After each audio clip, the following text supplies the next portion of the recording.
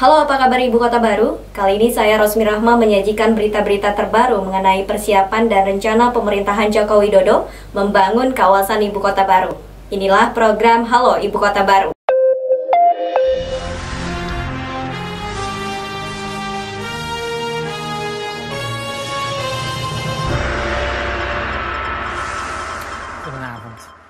Indonesia menyatakan darurat nasional atas pandemik virus corona.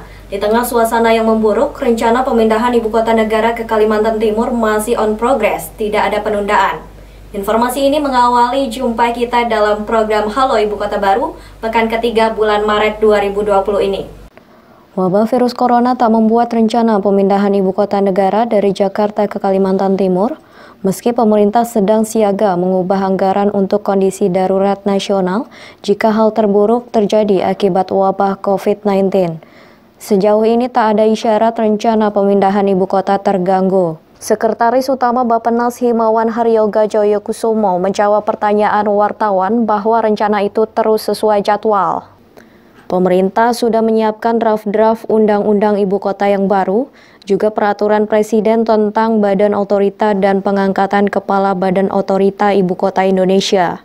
Kepala Badan Otorita atau BO rencananya setingkat Menteri Kabinet yang bertanggung jawab langsung kepada Presiden.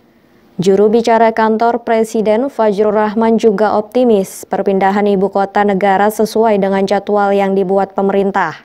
Walaupun pemerintahan Joko Widodo sedang fokus untuk mengendalikan situasi wabah virus corona, terutama melakukan pencegahan agar penyebaran tak begitu meluas. Namun rencana perpindahan ibu kota masih on progress, tak pernah dicetuskan untuk ditunda atau dibatalkan. Jadi pemerintah sekarang sudah menyelesaikan rancangan undang-undang ibu kota negara dan diserahkan kepada Dewan Perwakilan Rakyat, dan insya Allah Presiden Joko Widodo mengatakan mengharapkan kepada Dewan Perwakilan Rakyat bisa menuntaskan sebagai undang-undang ibu kota negara pada sebelum Idul Fitri tahun ini. Berarti mudah-mudahan dalam 100 hari ke depan itu bisa selesai. Yang paling dekat adalah peraturan presiden atau Perpres terkait dengan otorita ibu kota. Nah, mudah-mudahan bisa selesai dalam waktu dekat, dan kemudian apabila peraturan presiden itu sudah selesai, segera presiden akan memilih dan mengangkat kepala otorita ibu kota dan wakil kepala otorita ibu kota. Kepala otorita ibu kota itu setingkat menteri. Berarti wakil kepala ibu kota, otorita ibu kota itu nanti setingkat wakil menteri. Jadwal pemerintah perpindahan dilakukan tahun 2024. Biaya yang diperlukan sekitar 466 triliun rupiah. Namun negara menyediakan dari APBN sebesar 19% saja. Sedangkan sisanya ada melibatkan investor swasta. Tim Kaltim TV melaporkan. Presiden belum juga menurunkan perpres atau peraturan presiden mengenai badan otorita dan siapa yang duduk di sana. Ahok yang namanya ikut disebut Presiden Joko Widodo sebagai salah satu calon kandidat paling ramai dibicarakan. Bahkan kedatangannya ke kantor kemaritiman dan investasi langsung dicurigai untuk mendapat restu dari Menko Luhut Binsar Panjaitan. Simak informasinya. Basuki Cahayapurnama terus mendapat sorotan kalangan media. Bahkan kedatangannya ke kantor kemaritiman dan investasi beberapa waktu lalu langsung ramai jadi pemberitaan media mainstream hingga perbincangan di media sosial. Begitulah Basuki yang lebih akrab dipanggil Ahok itu, sejak namanya dinominasikan sebagai Kepala Badan Otorita Ibu Kota Indonesia atau BOI bersama 3 tokoh lainnya, Menteri Riset dan Teknologi Bambang Brojonegoro, Bupati Banyuwangi Abdullah Ajwar Anas, dan Direktur Utama Wijaya Karya Tumiana. Akibatnya, Menko Kemaritiman dan Investasi Luhut Panjaitan juga ikut diserbu wartawan untuk mengetahui apa yang dibicarakan dengan Ahok. Menurut Luhut, kedatangan Ahok ke kantornya dengan kapasitas sebagai Komisaris Utama PT Pertamina Persero, tidak ada pembicaraan soal minta restu menjadi Kepala BOI. Perbincangan dengan Ahok seputar rencana Pertamina dengan dana CSR, Corporate Social Responsibility, membantu pemerintah membangun spot-spot untuk turis. Tim Kaltim TV melaporkan. Di tengah ramainya perbincangan tentang rencana perpindahan ibu kota dari Jakarta ke Kalimantan Timur, muncul perbincangan lain menyangkut apa nama yang tepat untuk wilayah ibu kota negara yang baru. Ada yang mengusulkan nama ibu kota baru mengambil nama Joko yang dipadukan dengan Jokoberg atau Jokograd.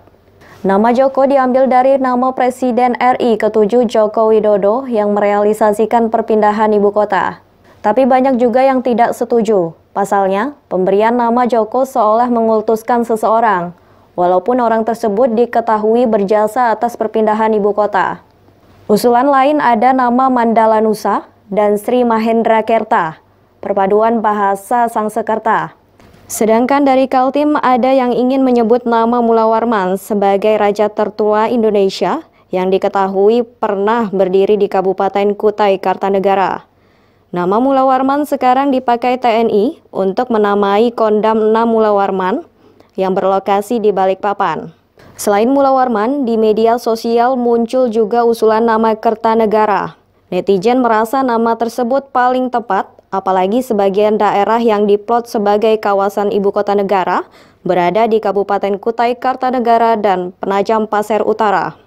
Tapi apapun nama yang muncul, Presiden Joko Widodo menginginkan soal nama yang sensitif itu akan disaimbarakan. Dengan demikian, masyarakat nantinya terlibat aktif memberikan usulan dan tentu saja juga dengan alasan-alasannya. Masih banyak yang meragukan perpindahan ibu kota negara ke Kalimantan Timur terrealisasi, apalagi di tengah situasi wabah virus corona yang ditandai merosotnya ekonomi. Namun optimisme tetap disuarakan oleh Menteri Keuangan Sri Mulyani. Simak informasinya. Ada 3 jalur pendanaan ibu kota baru. Menurut Menteri Keuangan Sri Mulyani Indrawati, 3 jalur pendanaan yang bisa dibiayai anggaran pendapatan dan belanja negara murni, yaitu pengelolaan barang milik negara atau BMN, belanja kementerian dan lembaga, serta dana alokasi khusus fisik. Dalam opsi pembiayaan dari pemindah tanganan BMN, langkah yang ditempuh melalui penjualan aset negara, hibah, tukar-menukar aset dan penyertaan modal. Alasan penjualan aset karena pemerintah juga terlalu berat jika memiliki barang milik negara yang ditinggalkan ketika pindah. Daripada negara menanggung maintenance, lebih baik jika dipindah tangankan atau dikelola pihak lain. Pendanaan pemindahan ibu kota negara ditaksir sebesar 466 triliun rupiah. Dari APBN dialokasikan sekitar 19,2% atau 89,4 triliun rupiah. Kerjasama pemerintah dan badan usaha sebesar 253,4 triliun atau 54,4% dan swasta sebesar 123,2 triliun atau 26,4%.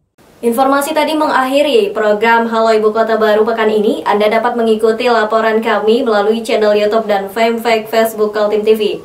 Saya Rosmi Rahma bersama kerabat kerja yang bertugas pamit undur diri. Kaltim TV, siaran kemajuan.